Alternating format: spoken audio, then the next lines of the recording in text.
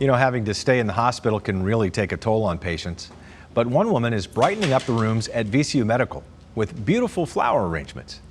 Our Caroline Colburn joins us live to explain where the flowers came from and how this kind-hearted woman got the idea. Caroline. Well, Rob, have you ever wondered what happens to all of those wedding flowers the day after the bride and groom say "I do"? Well, the simple sunflower isn't letting those precious petals go to waste, and instead they're getting some great use at VCU. The floors of a hospital can be a tough place to find cheer.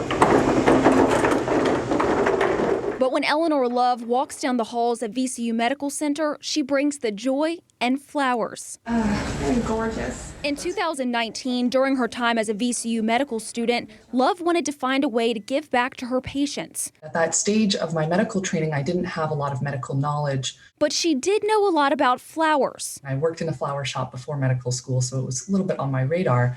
And I thought, why don't we bring the flowers that would normally be discarded after a wedding to our patients at the hospital? Over the past 2 years, Love and her team of volunteers have visited dozens of wedding venues, repurposing arrangements into more than 700 bouquets for struggling patients. I appreciate it so much. It helps lift the patient's spirits. It helps calm them down. It reminds them that someone is thinking of them and caring for them, and takes their mind off their illness for a couple moments. It's brides and grooms like Haley and Joe McCann who make the Simple Sunflowers effort possible. We got really excited and said yes right away. The University of Richmond grads got married in the city last month. Their wedding flowers helped create 28 bouquets. Joe and I are both in the healthcare field, and we've seen firsthand how simple acts of kindness, like what the Simple Sunflower does, can really go a long way. We feel really grateful that we were able to share something from one of the happiest days of our lives to help brighten up their hospital stay. And there are dozens more patients who can use a little hope, so Love's work continues. And she asks you to consider donating your flowers so the Simple Sunflower can grow.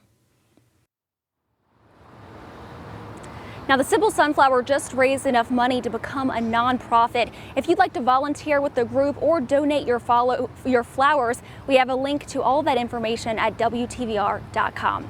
Working for you in Richmond, Caroline Colburn, CBS 6 News.